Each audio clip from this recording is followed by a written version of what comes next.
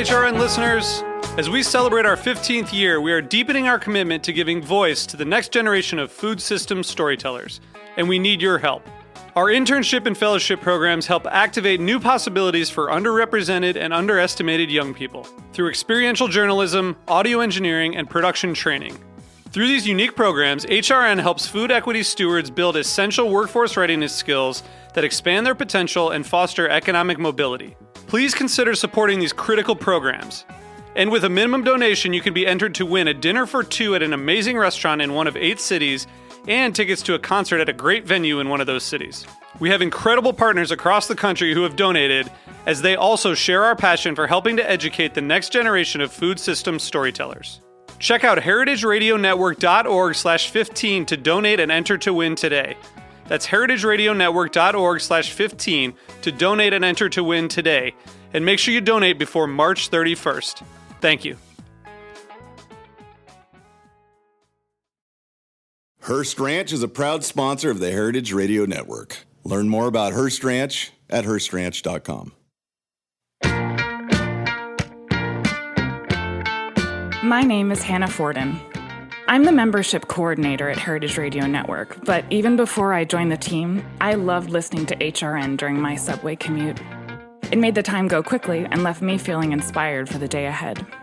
HRN listeners tune in from all over the world, but there are a few traits that we all have in common, no matter where we listen from. A curious palate, the fierceness to make a difference, and a hunger for lifelong learning about the culinary world.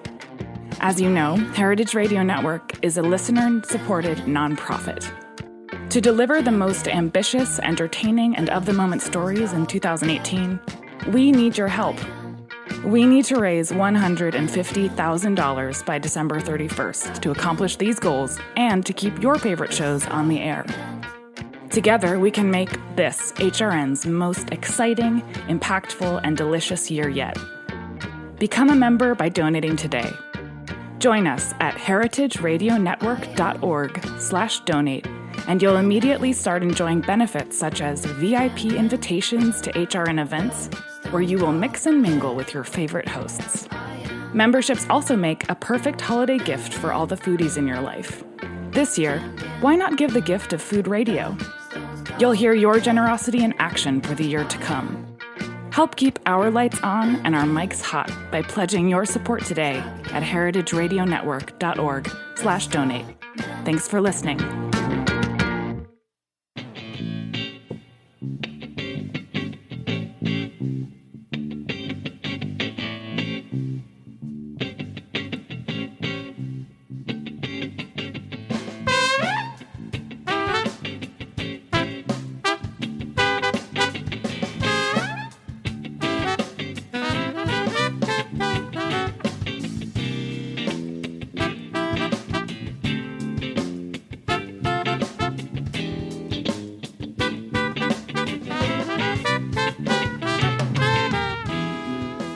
Welcome to the Grape Nation, your weekly wine journey. Our guest is Peter Liem, author of the new book Champagne.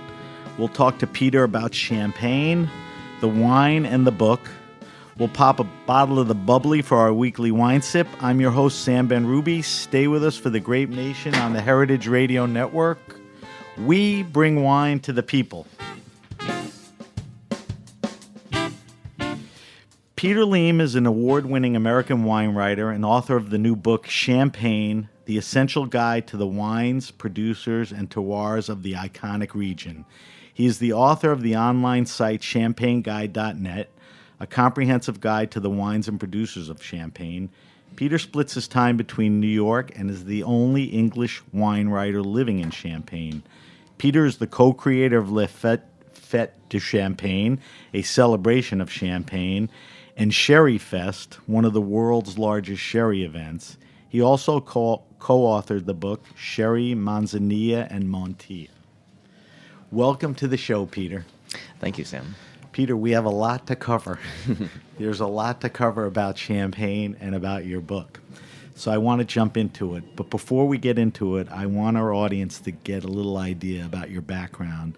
So give us a quick background on your journey in life and Champagne that got you to current which is the book that you're out promoting right now, Champagne. So I've been working with Champagne for over 20 years. I became interested in food and wine as a teenager, traveling in Europe. Following, well, I guess when I graduated from college, the first job I got was at a wine store in San Francisco, and that really set me on this path of my wine career. It was an extraordinary opportunity, and formed a cornerstone of my wine education. But I immediately also started visiting Europe specifically for wine, and I was going to Burgundy a lot at the time. That was my first real love in the wine world. But I began visiting Champagne too in 1997, and one of the things that drew me into Champagne was really what was going on the ground. This was a time where we were just starting to see the seeds being planted of what we think of as the contemporary Champagne environment today. In some cases, there was a new generation taking over, with bringing new ideas. There were people who were dissatisfied with the way that they were farming, dissatisfied with I guess, how they were working in the vineyards and the cellar, and it was a time too when Champagne was just starting to become influenced by the outside world. How? Well, I guess what's funny is that historically French wine regions are fairly insular. For a Burgundian to go to Bordeaux, that's like going to another planet. Really? Back in the day. Today, of course, winemakers travel, more than we do, right. And they know more people in the wine world than we do. But that wasn't always the case, and so I think that when you saw this new generation come into a region like Champagne, and people who had studied elsewhere, who had maybe gone to wine school in California or Australia instead of just going to the school in Avis, then they necessarily bring with them new ideas. So this generation left the area to study, see the world. Oftentimes, yes. Unlike the past where it Yes. was insular Mm-hmm. in that sense. And so I worked in the wine trade for quite a while. What do you mean by wine trade? I know the trade part of the industry, but quickly tell me what you did. I was a retailer. I was a sommelier. I owned a wine bar for a few years in Portland, Oregon. I moved to New York in 2003, and in 2004 I started working for Wine and Spirits magazine. And so I was tasting director there, and I was a senior editor and a critic. But I had never really intended on being a wine writer. I always envisioned myself, in the wine trade. But So while you were writing, you thought this is impermanent or not my passion? Or well, you liked it, but yeah, I enjoyed my time at Wine and Spirits, and it introduced me, to this, I guess, this whole other side of wine appreciation, being just on the critical side. a shameless plug, and we'll get back to it. Josh Green will be on December 13th for our annual year-end show. Oh, excellent. And Josh is a good guy, and I'm sure he gets a lot of info from you. No, Josh is a great guy. All right, so you wrote at Wine and Spirits for a while. I did. And you were a tasting director. I was tasting or director. the tasting person. I was tasting director at Wine and Spirits, which is a challenging but a rewarding job. But through all this time, I was heavily focused on Champagne and continuing to follow the region very closely, continuing to make trips every year, in many cases multiple times a year. And at some point, I realized that this wasn't enough. What I was really looking for was depth. It was depth of experience, depth of education, depth of knowledge. And I realized that the only way I was going to gain that was to spend more time in the region. Going once or twice a year, for a week or two at a time, that's just not enough. And so at the end of 2006, I left New York and moved to Champagne full time, living in the village of Dizy. And so I lived in Champaign for 6 years, full time. So During- 2006 to almost to 12. 2012, yeah. You would travel back and forth, but that was Yes, your of primary course, residence. Of course, yeah. Wow. But that was but I spent the majority of the year in Champaign. In 2009, I started ChampaignGuide.net. As a way, I guess, to really explore the region in depth. So the inspiration was you were there. There was so much information Yeah. to share. Yeah, You yeah. finally embedded yourself. So let's share the. Yeah, and having a platform to work through my ideas and to report on things that I found. Right. And so in 2011, I left Wine and Spirits, and since then I've been a full-time independent writer, doing some freelance work, but focusing on ChampaignGuide.net, writing books. Following after 2012, I moved back to New York, but I continued to spend essentially half the year in Really? Champaign. Today I'm What in was the Champaign. reason? You had spent the time in France. You just wanted to get back, and I was homesick, really. you were home. I mean, to That's what be I was frank. looking for. You know, Right. Knowing you'd go back. Yeah. So what year was that? That was the end of 2012 that I came back to 12. New York. But And- you eventually went back. Well, yeah. So today, really, I split time between Champaign and New York City. I own a house in Epernay, and so I'm in Champaign literally every other month. So it's a nice change of pace, on both sides. So there's one blank you have to fill in for me. What was the point? When was the point? Or what was your compulsion? Or when did you decide it's champagne? I mean, was it tasting something? Was it the first visit you were overtaken? I mean, you made a big leap to just champagne, and you're the guy, but I'm still that moment where it became champagne and not looking back. Well, I think that there are multiple answers to that. One, champagne is delicious, so it's there are certainly worse things to drink. But my interest was always very academic from the beginning. As a wine writer, especially in this time period, in the early 2000s, a lot of wine regions had been heavily explored. Right, there was a lot of literature written about a lot of different wine regions, and a lot of good books written, a lot of good articles written, a lot of people working really hard. There wasn't so much in Champagne, and what was being written in Champagne was often not quite current. And so like I said, what I was seeing happening on the ground in Champagne was very different than what I was reading in books, because it was this was new. This was a region that was rapidly changing, and so intellectually that became very interesting to explore, and because I was experiencing that firsthand, Right.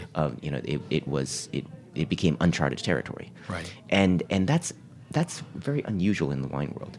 You have emerging regions, but to have a region that's so famous and so old as Champagne, and to have this kind of energy of an emerging wine region, that's very unusual. And With no great coverage, Yeah, current, yeah. or whatever. yeah, and so that was something that I really wanted to document. Yeah, it makes perfect sense. I don't think we're going to have enough time to talk about the history of Champagne. It's long. And I want to sell books, and I encourage people to look out and buy Peter's book, and you'll get a really good dose of the history of Champagne. What I want to key in on is two areas, and that's transformation and terroir. And I think you alluded to transformation already. Mm-hmm. And terroir is a very strong theme throughout the book, which I want to talk about. So my first question is, Champagne has gone through a very dramatic transformation in the very recent, past. Yeah. Yeah. You could tell me how many years, 15, 20, 25. What is that transformation? You talked about it a little with growers and all that, but tie it together for me. Yeah. So I think that, to put it very simply, we are finally treating champagne as a real wine. That's us as consumers, but then also the producers themselves. It's coming from both sides. And this manifests itself in many different ways. So the thing is that when you talk about contemporary champagne, oftentimes people will talk about grower champagnes, the rise of growers, or people will talk about viticulture, so like the rise of organic champagnes, biodynamic champagnes, or just champagnes that are more sustainably grown, Right. more responsibly grown. Go back and tell people what grower champagne is. A quick definition. So historically, growers have grown grapes, and négociants, or champagne houses, have made and have bottled and marketed the wine. Very simply. This is a model that continues to exist, and it's a model that has worked very well in Champagne. But at certain points in history, there were circumstances that caused growers to start producing their own wines from grapes that they grew themselves. So today, when we talk about grower champagne or estate bottled champagne, we're really referring to champagnes that are being made by the same person who grew the grapes, and being made entirely from estate grapes. Right, so it's an estate grown. Yeah. So that's what the grower is. Because on the flip side, there are large champagne houses which contract who may have vines, who in most May cases own. have own vines themselves, but who also purchase grapes, or purchase wines from other people. So that's part of the transformation. Well, the grower, and you mentioned we are- viticulture. I want yeah. to keep going. Yeah, we are seeing. I mean, we certainly see more growers, more grower producers today than ever before, and certainly more grower producers in the marketplace, in our marketplace, than ever before. Yeah, I mean, but there are other things. There are things like single vineyard champagnes. There are things like like low dosage or no dosage champagnes. Champagnes that don't Let's have, explain. So single vineyard. So most champagne is a blend of many things, right? Most champagne is a blend of multiple grape varieties. Sites. It's a grapes, blend of multiple sites, a blend of multiple vintages. vintages, grapes. Right? Today, more people are starting to break these things down, and so people have always made vintage champagne, right? So champagne that comes from a single year as opposed to a number of years. More and more people. Well, historically, Blanc de Blanc would be made out of a single grape, Chardonnay. Today, more people are exploring the idea of what happens if I make 100% Pinot Noir or 100% Pinot Meunier. That's Less common in the past. less common in the past. Okay. And then also people are starting to say, well, what happens if I make a wine from a single site? If I make it from a single village or a single vineyard within that village, instead of blending, a number of sites together, how does that, it's asking a different set of questions. Isn't it fair to say those practices existed in regular winemaking? You would Sure. designate the vineyard, you would do estate, you would blend. Yes. But that wasn't going on as much as a transformation now, right? Well, in Champagne, Champagne has historically always been a blended wine. I mean, since before it was a sparkling wine. And there are good reasons for that.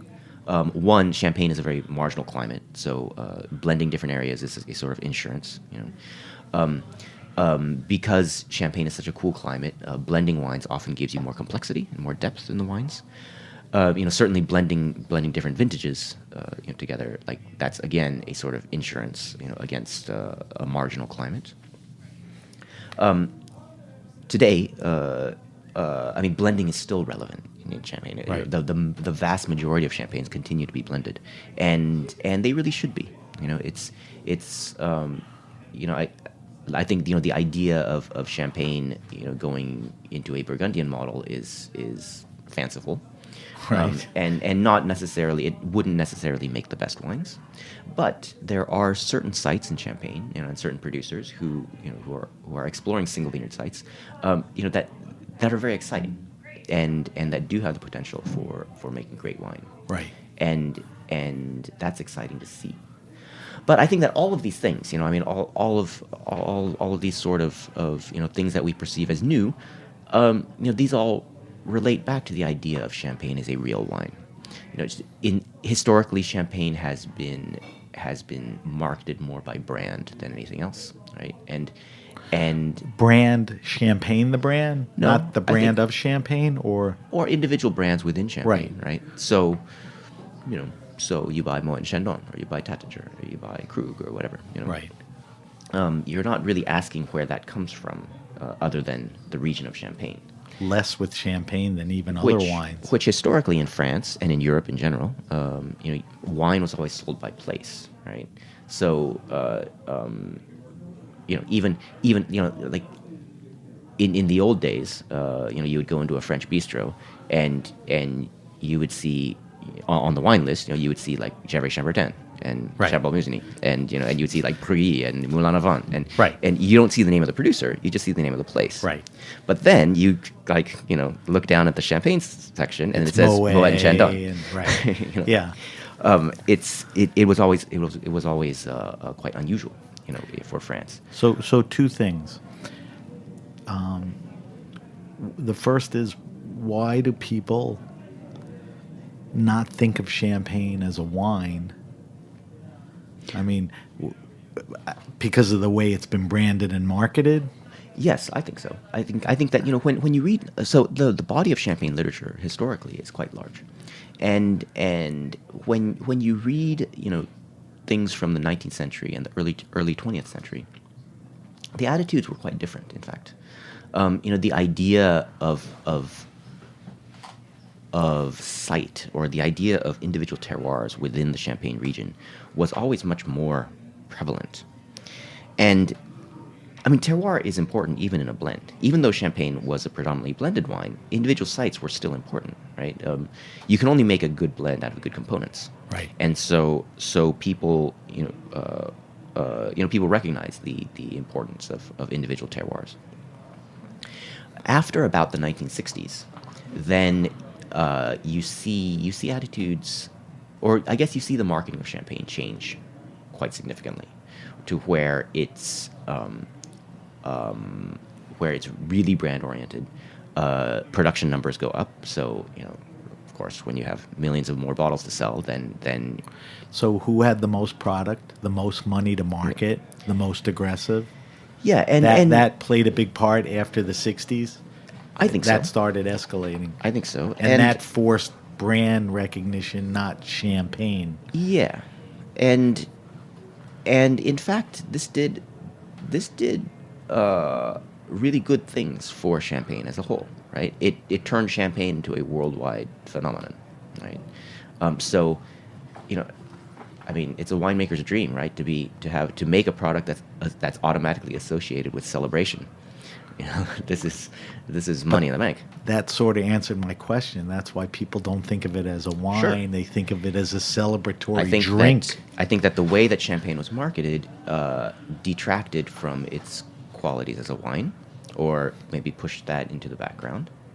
Not that people weren't making good wines, but it pushed that dialogue into the background.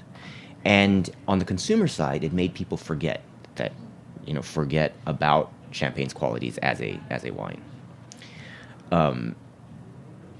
As a young retailer, I remember having clients who didn't even realize that Champagne was a wine, that didn't even realize that Champagne was made Right. from grapes, like any other Right. wine. The thought never went into Yeah, that. You because- just had one illusion of it, and that was it. Yeah. So I guess if you and I could go back in time and started a consortium and a little agency and marketed champagne as a wine and a beverage, we could have changed the whole landscape. I don't know if people would have bought I don't in, know. but It was. but they didn't have that vision as an area, right?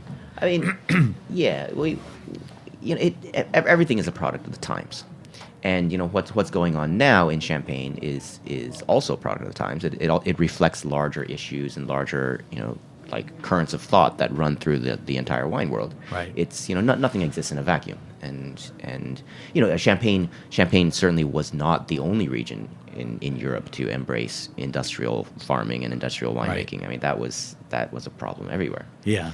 And that was just a product of the time. Not so much in the Loire, but... Well, All right, so let's talk about the book a little.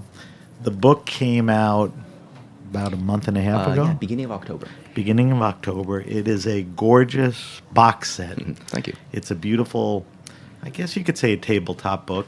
It's boxed. There's the beautiful book, and then there's a little drawer with maps. 7 maps? 7 maps, yes. From 7 the vintage 40s. maps.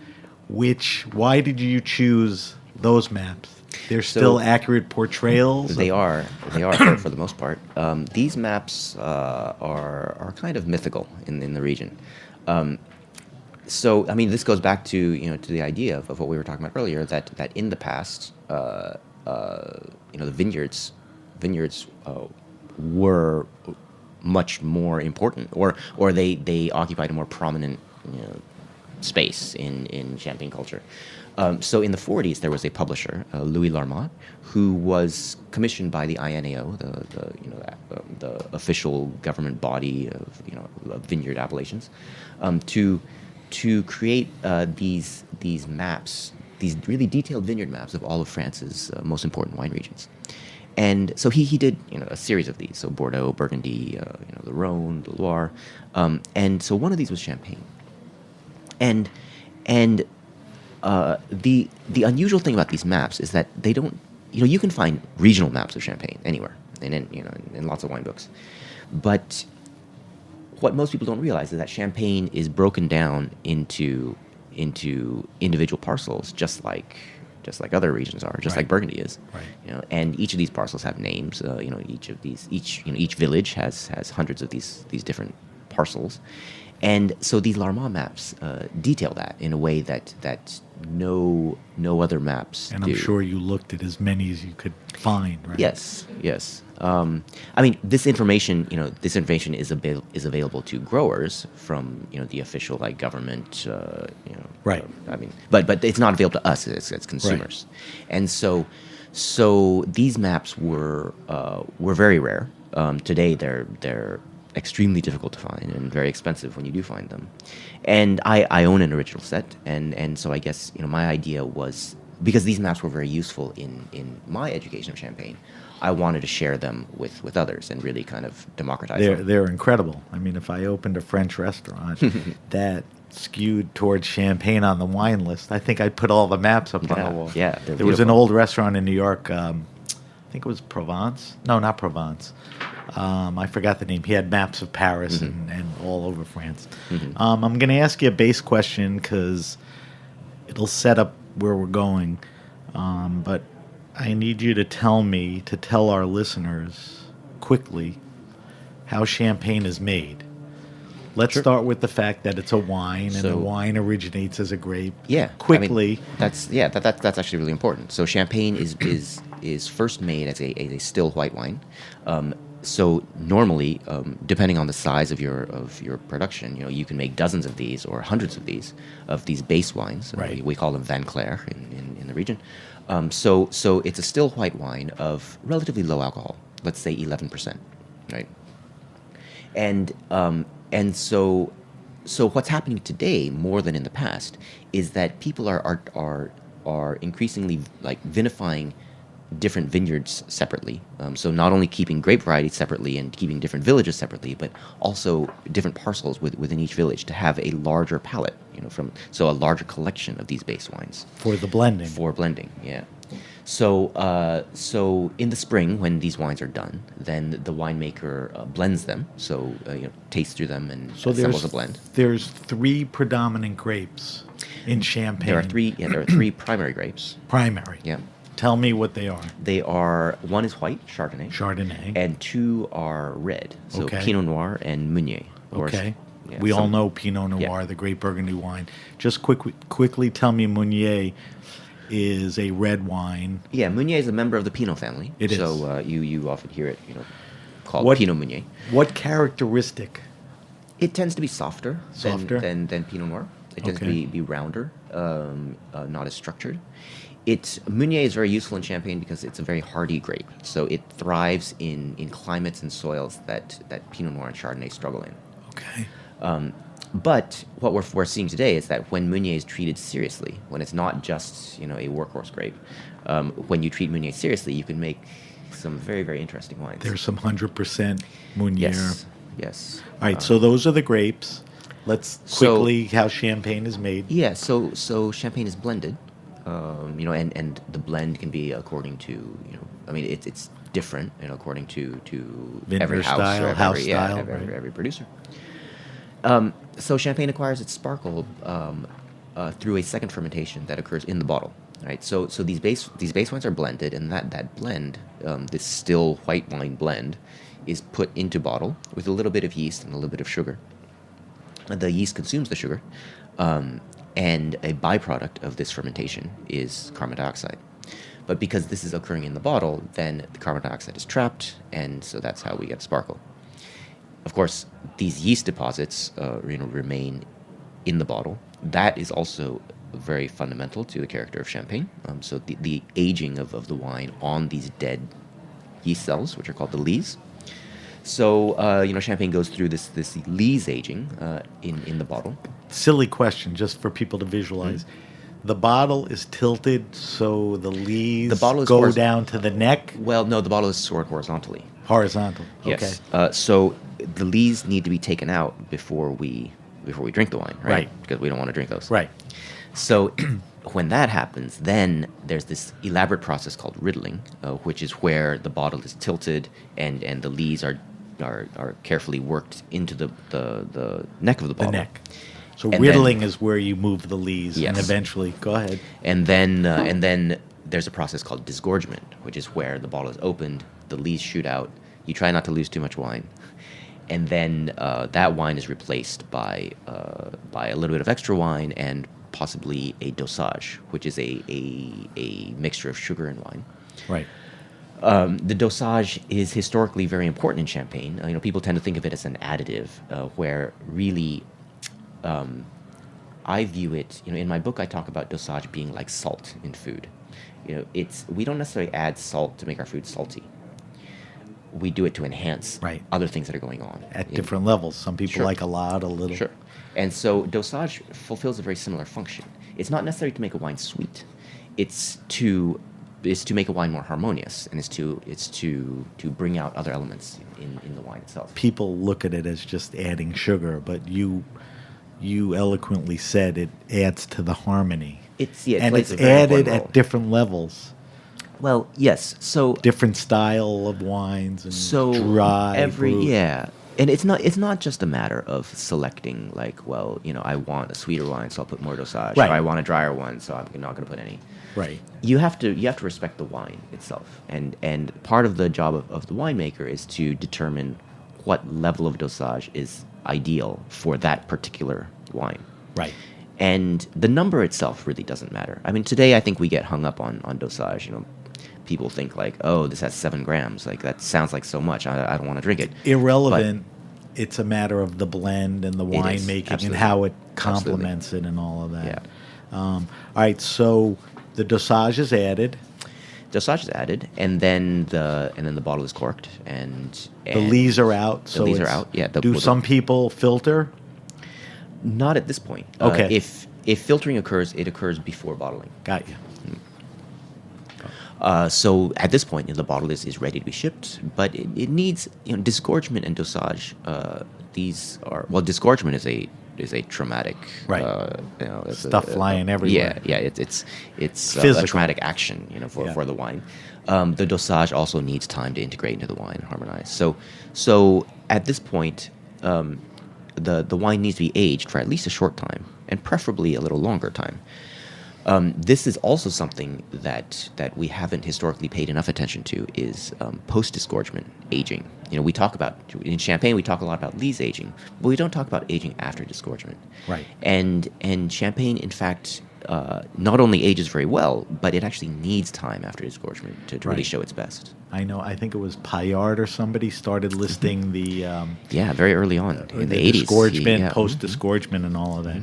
So that's champagne. So like any wine, like Brunello has to stay, in the barrels and the bottles for a certain amount of years before it's released. The better champagne makers will Yeah, so the minimum aging for non-vintage champagne is 15 months, Right.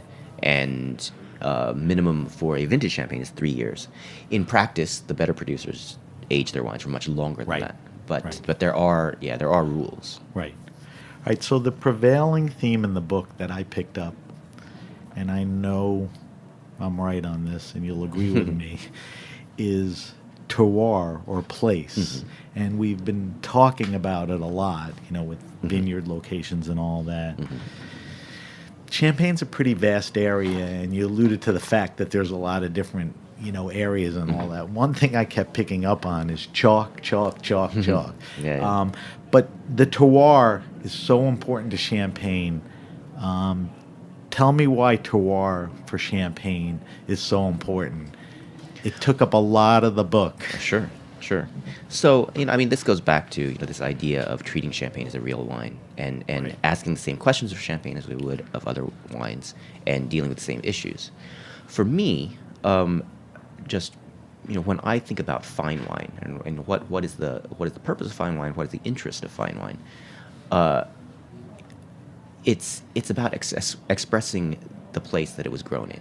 Right. So for me, terroir is fundamental to if a wine doesn't express, if a wine doesn't tell me anything about where it's grown, then it's a it's a manufactured product. It could not be interesting. Yeah, Yeah.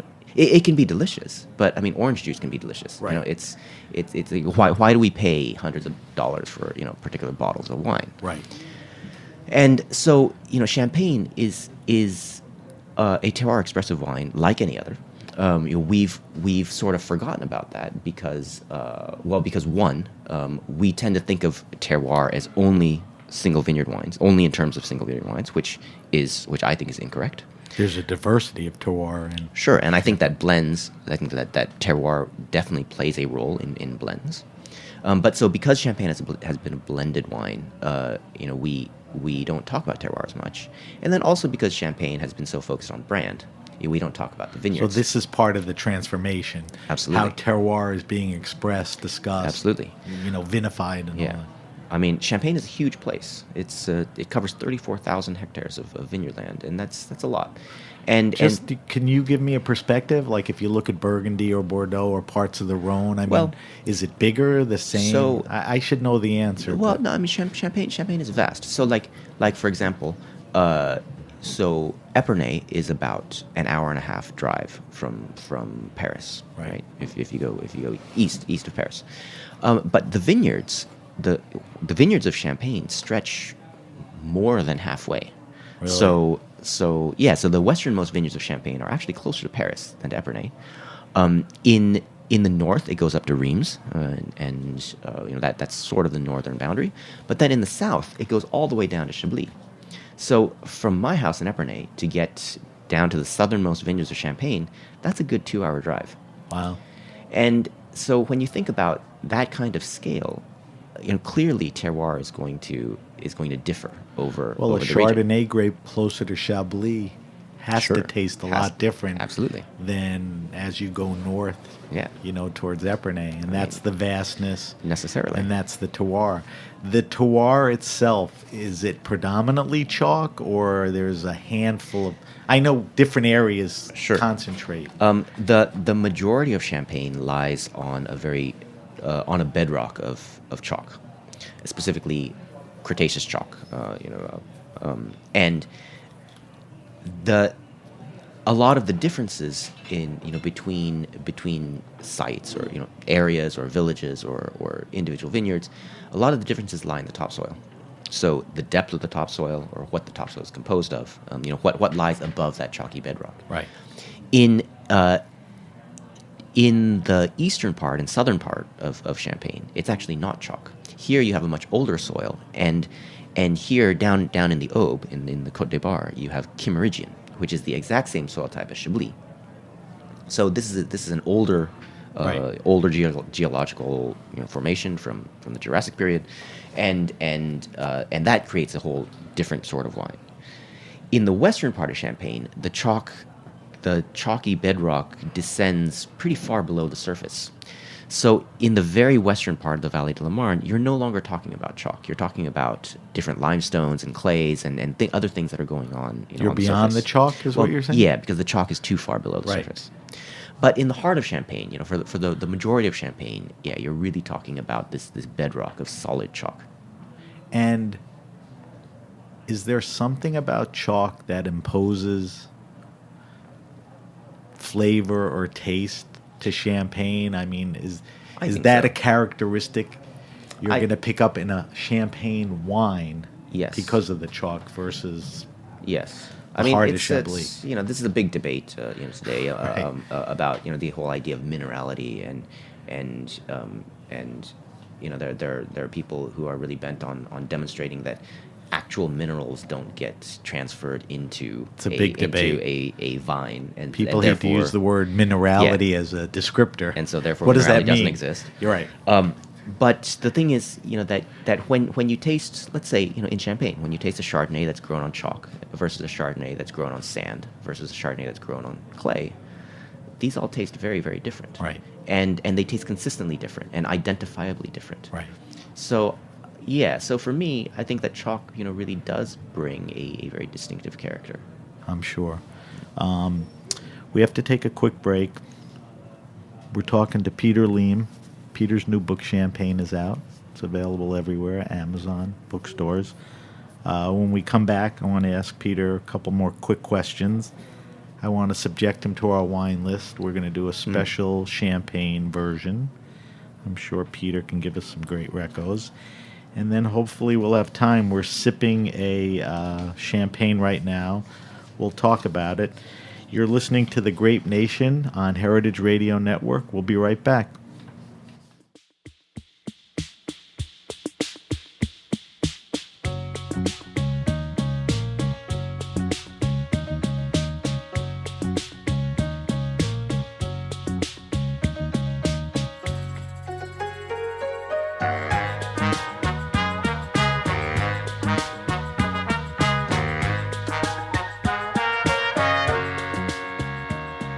Hearst Ranch is a proud sponsor of the Heritage Radio Network. The Hearst family has been raising cattle on the rich, sustainable native grasslands of California's Central Coast for over 150 years.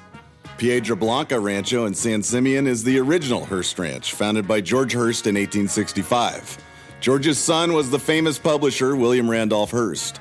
In addition to being known for building the iconic Hearst Castle, William was, like his father before him, an avid rancher. In his words, "I would rather spend a month at the ranch than any place in the world." Thanks to one of the largest land conservation easements in California history, a joint effort with the California Rangeland Trust, the American Land Conservancy, and the state of California, the working landscape at Hearst Ranch will be preserved forever. Learn more about Hearst Ranch at HearstRanch.com.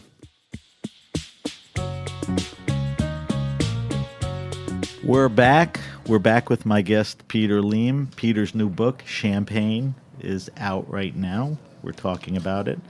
Before I subject Peter to our wine list, I wanted to ask him the best way to drink champagne. I'm interested in glassware. I'm interested in temperature. I'm interested when you look at it, what do big, small bubbles mean, what's good. How do you evaluate it? I mean, give me a quick primer on, let's do it right. Well, first of all, I think champagne is the only wine in the world that can be consumed at any time of the day or night. Agree. It's and that's pretty marvelous on its own. I think we as consumers and also as sommeliers and tradespeople, people or service people, we're recognizing that that champagne can be treated as a real wine, and so for example, glassware. This is a huge topic of discussion right now, among both consumers, abroad and also champenois in the region. For most of the 20th century, champagne was served in flutes, which which is great visually, but it doesn't do much. It doesn't do many favors to the wine itself. It's much better to serve champagne in a tulip glass or a white wine glass. The bigger opening on the top allows you to appreciate the wine and for it to open. Sure, you wouldn't serve white Burgundy in a flute. No. So why would you serve champagne in a flute? Old tradition that didn't make sense. Sure. Oftentimes, even today, champagne is served way too cold. So don't refrigerate it. Well, you do need to refrigerate let it sit. But treat it like a white wine. Okay. I think that not just with champagne, but with wine in general, the more complex the wine, the less you need to chill it. Right. Right. So Burgundy. If I'm drinking a really simple, like Bourgogne Blanc, serving a little colder, with a plate of oysters, that's great. Less nuances than a older If I'm drinking the Chevalier Montrachet, or then I'm not going to serve it, out of the freezer. Right. I want to taste the complexity of the wine. So cold, not cold. Yeah, it's chilled. The same with champagne. Think about it as I don't mind it as at room temperature, because I think a lot of the qualities come out. Yeah, in fact, I'm the same way. I'm the guy who leaves his champagne glass there through dinner, and at the end, the wine's warm, and you don't see any bubbles anymore, but it's delicious. When you look at the bubbles, is there any significance to a lot of bubbles, a little bubbles, big bubbles, small bubbles? I know it varies. We prefer small bubbles. Small bubbles, okay. What's funny is that there are people doing a lot of research into bubbles, but we don't actually know why bubbles are small. Okay. So there's no art to making it bigger or smaller. Well, people have said a lot of things in the past in champagne, but yes, we prefer smaller bubbles. Okay. Younger champagnes tend to have more bubbles than older ones, right? Right. But that tames down in time, right? Yes. Okay. And what's happening today is that champagnes are overall being released younger. So there are more younger champagnes on the market than there were in the past. Right. So we tend to see champagnes with a lot of effervescence. We've grown used to that. Right. Sometimes I think there's maybe too much, and effervescence. Yeah, too many bubbles. When you open a bottle of champagne, it's really frothy. There are lots of bubbles, and you let it calm down a little bit, even just 10 or 15 minutes, and the bubbles calm down, and you get a lot more of the wine. And so don't be in such a rush when you drink it, and if you're smart, buy younger champagnes. Be patient. Put them away for a few years. In your cellar. Absolutely. Once you build it up, you can go grab. All right, so regular wine glass, not cold, and chill to it. Let it open up and sit in the glass a little. Treat it like you would any other wine. Small bubbles are good. All right, that's good advice. I want everyone to abide by that, and you'll enjoy your champagne much more. All right, Peter, we do this thing called the wine list. We ask our guests a bunch of questions. It's called the wine list. This is going to be the wine list special champagne edition. Mm-hmm. Peter Liem. All right, so the first question is the same question we ask everybody. What are you drinking now?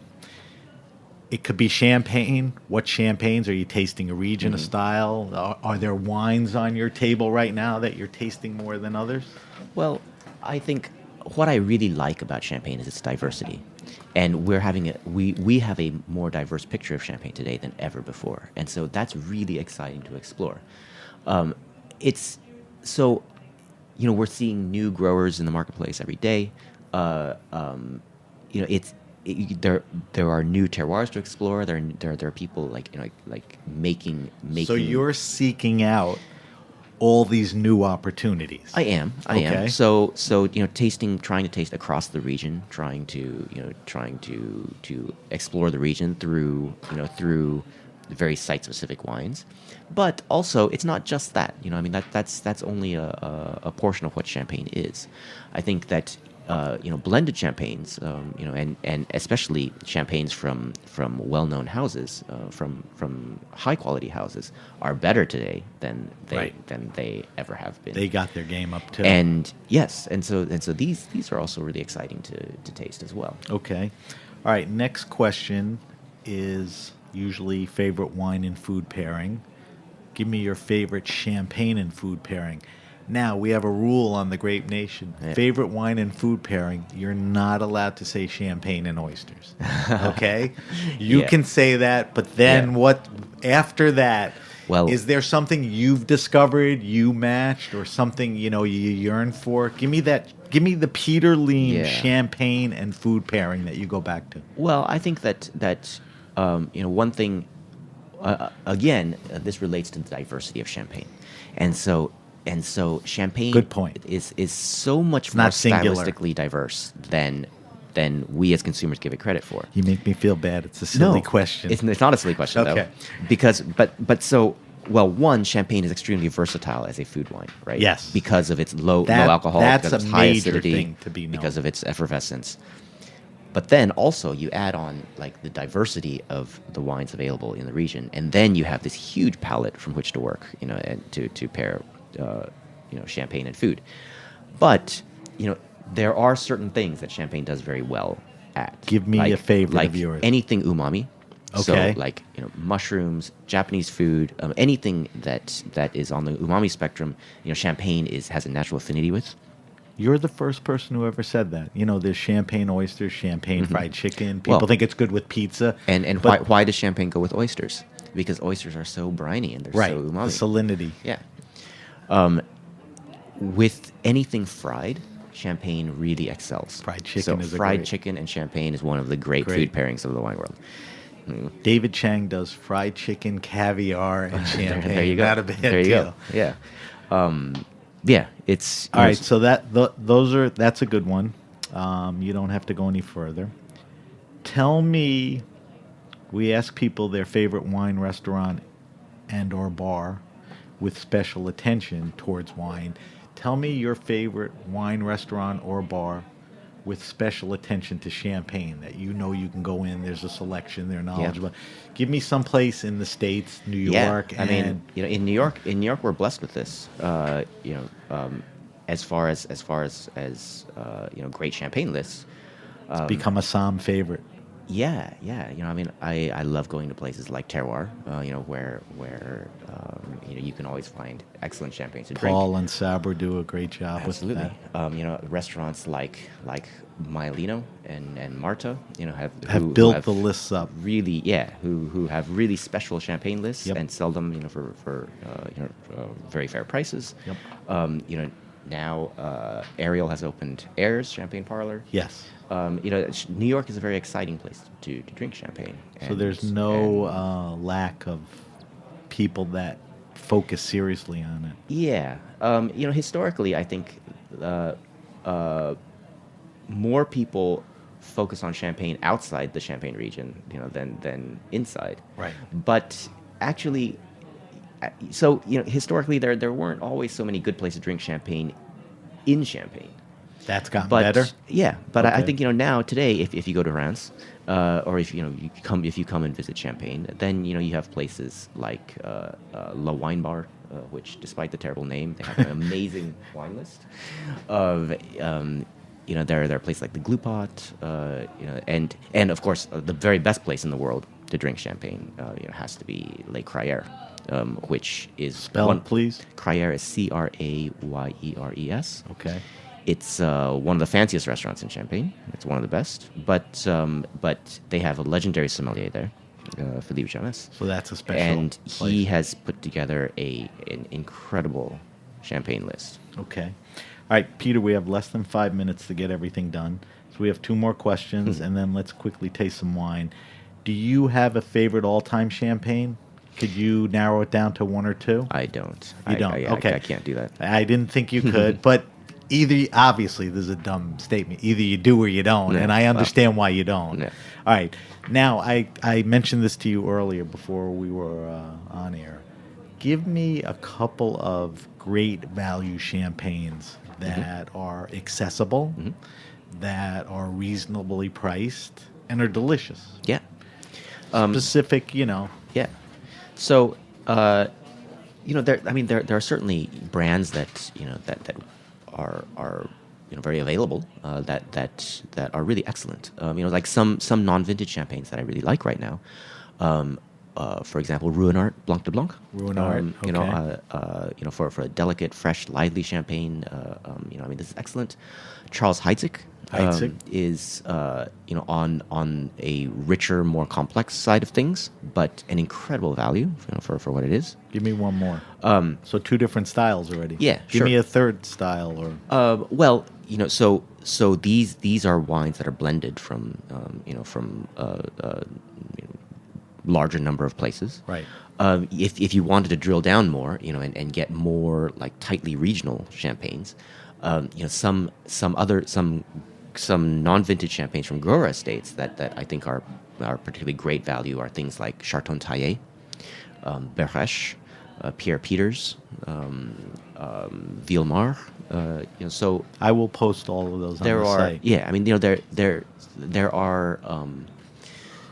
Champagne is necessarily a little more expensive than other wines because of how it's made and aged. But we're looking for the value. Yeah, when you're talking about value, there's a lot to be found right now. Right. All right, so those are good choices. I'll post those. All right, we're going to wrap up. Every week we taste a different wine on air. For our weekly wine sip this week, we're going to taste the Jacquesson 739 Extra Brut Champagne Non-Vintage. I think it's from Famille Chiquet. Yeah, it's the Chiquet family who are the owners. The wine currently retails for about $50, available at better wine stores. Quickly tell me a little more about the wine. I'm going to pour myself some. So this is this embodies a lot of the contemporary era in Champagne. Going back to speaking about Champagne as a real wine, so historically non-vintage blends in Champagne were, or at least conventional wisdom says that they were made to be consistent from one year to the next. So whenever you're buying the brand that you like, it's always going to be the same. What Jacquesson is doing is throwing that whole idea out the window, and so each new release has a new number. So this is 739. Next year is 40. Next year is 41. No house style there. Everything and fluid. what their idea is not to make a consistent blend from year to year, but to make the best possible blend that they can. So this one happens to be heavy on Chardonnay. It's like 57% 57, 21, 22 on the Meunier. But maybe next year it'll be Pinot Noir dominant, or it depends. It depends on the vintage. And it was made in 2011, which was This not is a great based- year yeah. in Champagne. So this is based on 2011, but it has a healthy amount of reserve wine. right, 37%. Yeah, I did a little research. Yeah, so really the object of this cuvée is to make the very best blend that they possibly can, All right, so regardless of style. Let's give it a quick taste. So color, you have kind of that light yellow straw. Yeah, so Jacquesson is famous for fermenting all of their wines in wood, in very large oak casks, and that gives the wine a little bit of color. Let's go on the nose. On both the nose and palate, I think there's a certain richness, and that's very typical of Jacquesson's wines as well. I get a little citrus, lemon. I get a little I think apple. here, because of the high predominance of Chardonnay, you get more of those, things than you might in another version of Jacquesson's. Give wine. me mouthfeel. So this wine, even though it's very lively, it has plenty of acidity, it has a very lively structure, it's still quite rich in texture. Yeah. And part of that is from the fermentation in oak. Part of that is simply selecting very, very ripe wines, low yielding wines. But that's also a hallmark of the Jacquesson style, Right. is this plushness of texture. And a couple of descriptors on the palate. I think you see the effects of lees aging, right? So you get this yeastiness, Right. But it's Brioche yeah. bread or yeast or something. But it's very much in balance. It plays a supporting role to the fruit and to other non-fruit elements in the wine. It doesn't overpower the wine, right. and I think that's something that I really like. Right. I agree with that. Do we like this wine? I like it a lot. This is a good wine for around $45-50. I think so. Okay. And Jacquesin, like you said, each year, $7.39. They'll do a 40. There's past ones. They'll do the best with what's going on that year. Classic pairings as a sparkling champagne, or I mean, you could do this with a lot of different things, but I think being on the richer side of the spectrum, I think that this wine has the body and the depth to pair more with with richer foods, more white meats, more fish, rather than like oysters or canapes. Right. Good to know. All right, Peter, we're running out of time. We got to wrap up. I want to thank you for coming on. If you have a question, wine happening, or event, hit me up at samatthegrapenation.com. That's samatthegrapenation.com. Follow us on Facebook at The Grape Nation. I will post Peter's wine list answers, and there were some good ones in there. I will list the wine we drank, the Jacquesin, our weekly wine sip. Follow us on Instagram at SBenruby and Twitter at BenRuby. Peter, your book is available, I'm assuming, on Amazon. It is. Just click and buy. Anywhere books are sold. And anywhere books are sold, better bookstores. If people would like to follow Peter Liem on social media, they could follow you where? I'm on Twitter at Peter Liem. Peterliem. Yes, and Instagram. Same thing. Same handle. Okay. And we didn't talk about it a lot, but your champagne website is champagneguide, one word, champagneguide.net. And that's a subscriber-based thing? It's a subscription site. Okay, worth every penny if champagne is something that's your interest, your wheelhouse, or you want to know more. So champagneguide.net. Thank you, Peter, for coming in during this busy time. Good time of the year. I don't like to make champagne a celebratory thing, but we're all celebrating. We're all thinking all about that. champagne now. Thank you to our engineer. We have David sitting in today. And thank you to everyone at the Heritage Radio Network. I'm Sam Ben-Ruby, and you've been listening to The Grape Nation.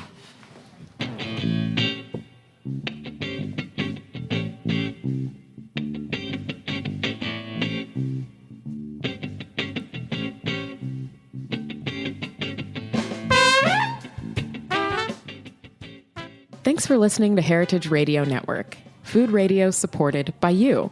For our freshest content and to hear about exclusive events, subscribe to our newsletter. Enter your email at the bottom of our website, heritageradionetwork.org. Connect with us on Facebook, Instagram, and Twitter at heritage_radio. Heritage Radio Network is a nonprofit organization driving conversations to make the world a better, fairer, more delicious place. And we couldn't do it without support from listeners like you. Want to be a part of the food world's most innovative community? Rate the shows you like, tell your friends, and please join our community by becoming a member. Just click on the beating heart at the top right of our homepage. Thanks for listening.